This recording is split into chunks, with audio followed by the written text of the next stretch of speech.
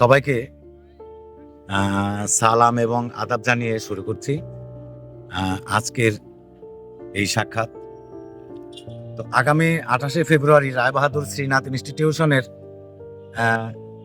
প্রাক্তন ছাত্রছাত্রীদের যে পুনর্মিলনী অনুষ্ঠানটি হতে যাচ্ছে, এই অনুষ্ঠানে আমি আশা রাখবো যে যারা আছেন এই স্কুলের প্রাক্তন ছাত্রছাত্রী সবার সহযোগিতা আমি কামনা করব, এবং যারা যারা এই অনুষ্ঠানে অতি উৎসাহী হয়ে আমাদেরকে মানে অর্থায়ন করে বিভিন্নভাবে সাহায্য সহযোগিতা করছে, তাদেরকেও আমি কিন্তু আমার পক্ষ থেকে অনেক ভালোবাসা এবং শুভেচ্ছা জানাচ্ছি।